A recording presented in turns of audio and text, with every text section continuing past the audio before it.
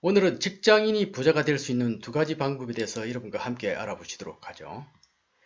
부자의 기준은 어떻습니까? 여러분 어떻게 알고 있나요? 지금 한국에서 부자의 기준 총자산이 70억 원, 금융자산이 10억 이상일 때 부자로 이렇게 평가를 한다 그럽니다. 국민의 한 0.63%, 한 35만 명에 해당되는데요. 언제 여러분은 이 대열에 진입할 수 있을까요? 이미 진입하셨습니까? 또 우리가 중산층이라는 말을 하죠, 그죠? 중산층. 가난하지도 또 부자이지도 않지만 미들 클래스, 중간 계층을 이야기하는데요. 한국에서는 중산층을 어떻게 평가하냐면 경제적으로, 문화적으로 수준이 중간 정도인 가정을 이야기합니다. 또 중산층 의식이 있는 사회 집단을 이야기하는데 전체적으로 한 20% 해당된다 그럽니다. 자, 어떤 가정을 중산층이라 할까요? 일반적으로 이렇게 평가를 한다. 부채가 없는 집, 즉 빚이 없는 집을 보유하고 있는 또는 월급이 500만 원 이상이고 통장에는 한 1억 원 잔고가 있는 상태 또는 중형차라든가 연 2회 해외여행을 갈 수 있는 능력을 갖고 있거나 또는 월 4회 이상 외식을 할 수 있는 이런 비교적 풍족한 가정을 중산층이라고 합니다. 여러분은 어떻습니까? 여러분 중산층에 속한다고 생각을 하십니까? 이 전체적으로 볼 때 한 20% 국민이 이 중산층에 속한다 그럽니다. 직장인이 부자가 되려면 어떻게 해야 될까요? 직장인이 부자가 되는 방법은 두 가지가 있다 그래요. 일반적으로 임원이 되는 방법이겠죠. 또 사장이 되면 되겠죠, 그죠?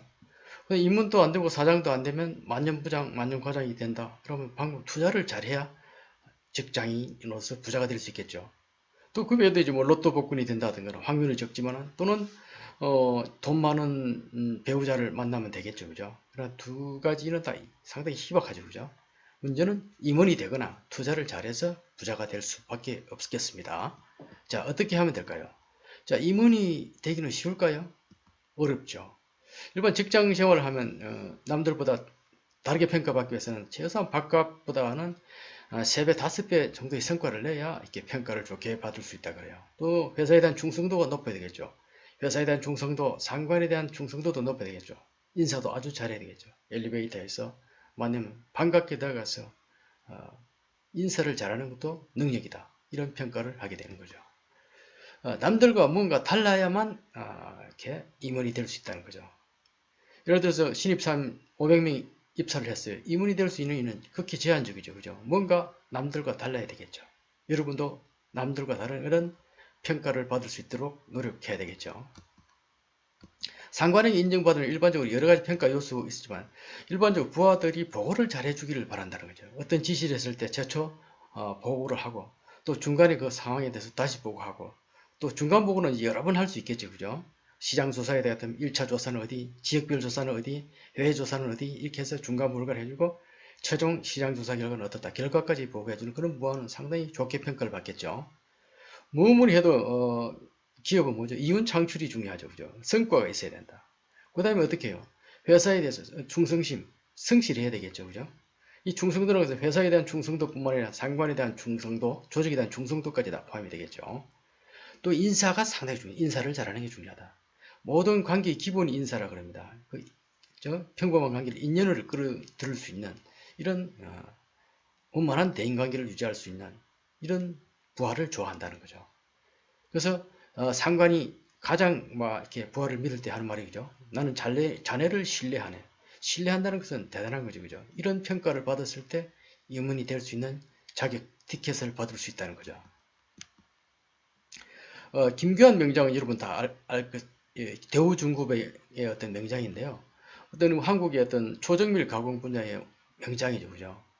이분의 어떤 성공 원칙을 보면 부지런하면 굶어 죽지 않는다. 준비하는 자는 반드시 기회가 온다. 목숨 걸고 노력하면 안 되는 것 없어요. 이것이 이분의 가훈이라고 합니다. 그래서 김규환 명장은 700여 개의 제품과 신기술을 개발했죠. 이분의 종교가 대우중공업그라고 이렇게 강연할 때마다 이렇게 밝히더라고요. 그러니까 회사를 종교로 생각한다. 그만큼 회사에 대한 열정과 충성심이 높다는 거죠. 또 집에 회사 기가 있다. 깃발을 대고 격려도 하고 기도도 하고 이렇게 한다는 거죠. 무엇보다 가훈은 목숨 걸고 노력하면 안 되는 일이 없다. 이 평범한 가훈이 아니죠. 이런 열정과 회사에 대한 충성심, 그 다음에 자기 노력, 이렇게 해서 초등학교를 중퇴했지만 대우전공을 이끄는 하나의 기둥으로서 역할을 하고 있다. 그죠? 이 정도면 성공한 거죠. 그죠? 대성공을 한 거죠. 자, 임원이 안 된다면 어떻게 해야 될까요? 우리는 투자를 잘 해야 되겠죠. 뭐 부동산 투자를 하든지 정권시장, 정권 투자를 한다든지 기타 어떤 투자를 잘 해야 되겠죠. 투자를 하기 위해서는 종잣돈이 있어야 되겠죠. 종잣돈이 모이면 부동산이든 주식이든 기타 투자 상품에 대한 공부를 전문가 수준으로 해야 되겠죠. 방송을 본다든가 세미나에 참석한다든가 카페 활동을 한다든가 또는 전문서적 독서 등을 통해서 전문가 수준의 어떤 실력을 갖췄을 때 이 분야에 대한 투자를 실시해야 된다는 거죠. 자, 종잣돈은 어떻게 모아야 될까요? 월급이 예를 들면 300만 원이다. 그러면 이제 뭐 최소한 30%, 한 100만 원 정도는 저축할 수 있어야 되겠죠. 먼저 저축을 하고 소비하는 그런 습관을 가져야 된다 그럽니다. 건금 전략을 그냥 적당히 하는 게 아니라 악착같이 이를 악물고 해야 된다는 거죠. 또 목표를 수립하는 게 좋다 그럽니다. 목표를 수립. 자, 한 달에 100만 원, 1년에 1200만 원이지, 그죠? 그럼 원금을 한 1억 정도 모으려면 한 8년이 걸린다. 그럼 이 기간을 단축하려면 어떻게 200만 원으로 해야 되겠죠? 그럼 150만 원 하면 한 6년 만에 또 될 수도 있겠죠, 그죠? 그만큼 목표를 설정해서 그 목표를 향해서 악착같이 건금 전략을 실행할 때 종잣돈을 모을 수 있다는 거죠. 자, 제가 가끔씩 들리는 이게 카센터에 가면 이게 붙어 있습니다. 아주 인상적이더라고요. 가난을 대물림해서는 안 된다. 극복할 수 있는 건 내 몸에 흐르는 땀이다. 이 젊은 직원이 5분 계신데 이들에게 항상 강조하는 것 같습니다. 그래서 아마 카센터 사장님의 철학이 아닐까 이런 생각을 해봅니다. 또 젊은 직원들이 있는데요. 좀 활기가 넘치고 아주 친절하거든요. 왜냐하면 사장님을 닮고 싶겠죠. 빨리 이렇게 부자가 되고 싶은 그런 어떤 열정과 동기를 부여할 수 있는 거죠. 가난을 이 플래카드를 붙이는 대표님의 열정도 대단하다고 평가를 했습니다. 저는. 커피값의 경제학이란 이런 용어도 있죠. 그죠? 자, 커피값을 한번 경제적으로 계산해 볼 거예요. 하루에 한 잔씩 마친다. 그럼 한 달에 한 12만 원이죠. 그죠? 이것을 이제 펀드에 가입했을 때, 비교적 성공했을 때 기대 수익률 6%, 물가 상승률 3%를 고려했을 때 얼마나 될까요? 30년 후에는 한 2억 원이 된다는 거죠. 대단한 금액이죠. 예를 들어서 뭐 이틀에 한 잔씩만 하더라도 뭐 1억을 모을 수 있죠. 아예 안 마신다면 2억을 모을 수 있겠죠. 물론 커피를 마시면 또 경제활동이나 또는 두뇌 회전이 잘 돼서 더 많은 성과를 낼 수도 있겠죠. 하나의 예시를 한 겁니다. 또 자동차를 운영하는 비용을 한번 분석해 볼까요? 자, 예를 들어서 2000cc K5나 소나타를 기준으로 했을 때 취등록세가 175만 원, 보험료가 80, 자동차세 90, 기름값이 50km를 한 20일 출근일만 기준으로 했을 때 한 200만 원 정도 나온다 그래요. 소모성 경비가 한 50만 원 정도 되죠. 최초 차값이 한 2,500만 원, 1년에 유지비가 420만 원, 10년이면 4,200만 원이죠. 그 10년 되면 거의 9천만 원의 돈이 들어가는 거죠. 그죠? 물론 10년 뒤에는 이 차가 한 반값을 갖고 있겠죠. 한 8,500. 즉, 최소한 8,500 또는 9천만 원 돈이 사라진다는 거죠. 그 차 갖는 시기를 5년만 늦추더라도 최소한 5천만 원 이상을 남들보다 빨리 종잣돈을 만들 수 있겠죠. 자, 부자가 되려면 남들과 달라야 되겠죠. 그죠? 그래서 작은 부자, 소부유건, 작은 부자는 건면함이 만들어준다는 거죠. 큰 부자는 하늘이 내린다.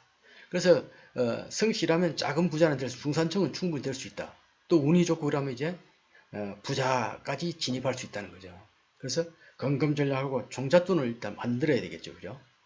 왜냐면 경제 공부를 그냥 적당히 하는 게 아니라 전문가 수준을 해야 된다. 주식이든 뭐 부동산이든 전문가 수준을 해야 된다. 투자도 마찬가지예요. 주식이든 부동산 기타 투자 상품에 투자를 할 때는 정말 신중하게 전문성을 가지고 해야 된다는 거죠. 어떻게 투자하면 될까요? 예를 들면 이게 우리나라 이게 코스피 지수입니다.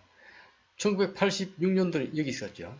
쭉 올라 결국 이제 지금 지난주 2020년 12월 달에는 2700까지 수십 배가 올라갔죠. 그죠? 근데 여기 보면은 뭐 IMF 위기라든가 또는 2008년도 금융위기가 왔을 때는 내려갔죠. 그죠? 만약에 주식을 샀다면 어떻게 했을까요? 팍 떨어졌겠죠. 그죠? 이때. 근데 이때 팔면 어떨까요? 손해보는 거죠. 팔지 않고 가만히 가지고 있었다면 어떻게 됐을까요? 결국은 올라가죠. 그죠? 그래서 장기적으로 보유해야 된다는 거죠. 주식은 우량주. 우량주는 뭐죠? 어떤 분야의 1등 기업, 뭐 삼성전자, 현대자동차, 뭐 카카오, 네이버 그 분야의 1등인 주식을 사면 되겠죠. 그 다음에 한 가지만 하면 안 된다. 분산해서 장기적으로 해야 된다. 그래서 주식은 단타는 정말 전문가들도 맞추기 힘들다 그래요. 그래서 장기적으로 투자했을 때 성과가 있다는 거죠. 또 기업 가치가 어느 정도냐, 성장 가능성이 있느냐, 이것을 분석할 능력이 되어야 된다는 거죠. 그래서 공부하고 연구해서 때로는 전문가를 힘을 빌려야 되겠죠. 상담 후 매수하는 그런 신중한 태도가 중요하다는 거죠. 또 여유 자금을 투자하지 결국 대출이라든가 어떤 분야에 올인해서 하면은 어떻게 보면 잘못하면 큰 데미지를 입을 수 있겠죠. 그것은 상당히 유의해야 되겠죠. 자, 부동산 같은 경우는 어떻게 죠? 실제 감정원은 KB국민이 발표한 중위가격을 볼까요? 2013년은 4억 6천인데 금년도 같은 경우는 2020년 같은 경우는 지금 8억 6천 거의 9가까이 되더라고요. 이거 한 2배 가량 올랐죠. 그죠? 그래서 일반적 부동산의 역세권이나 학세권이나 또 소형 재건축 가능성이 있는지 또는 토지 지분이 많은지 이런 것들을 다 면밀히 분석해야 된다는 거죠. 그 다음에 이제 대출을 무서워하는 분들이 있는데요. 능력 범위 내 대출을 활용할 수 있는 그런 배짱도 필요하다. 빚도 자산이라는 평가를 하지 않습니까? 그죠? 그래서 이것도 마찬가지 열심히 공부하고 연구해서 전문가 수준이 되어야 된다. 그리고 결정을 할 때는 전문가의 상담, 도움을 반드시 받고 여러 군데 도움을 받고 결정을 하는 것이 또 손해를 보지 않는 투자다. 이것을 여러분이 아셔야 될 것 같습니다. 자, 부자가 되려면 여러 가지 방법이 있겠죠. 일단 뭐 악착같이 건금 전략을 하는 게 중요하겠죠. 그죠? 그래서 일단 종잣돈을 잘 모아야 된다. 그래서 종잣돈이 있으면 경제 또는 돈에 대한 공부를 해야 된다. 공부를 적당히 하면 되는 거고 전문가 수준이 되고 악착같이 공부를 해야 된다. 그래서 장기 투자를 해야 돼. 주식이든 부동산이든 장기적으로 했을 때 결코 손해볼 확률이 적어진다는 거죠. 그래서 중산층을 넘어서 부자 대회를 진입하기 위해서는 이런 몇 가지 원칙을 지킨다면 여러분들도 새해에는 반드시 좋은 성과가 있으리라 생각이 됩니다. 화이팅 하시고 한번 도전해 보시죠. 지금까지 시청해 주셔서 대단히 감사합니다. 구독과 좋아요는 많은 힘이 됩니다. 동참해 주시면 감사하겠습니다. 감사합니다.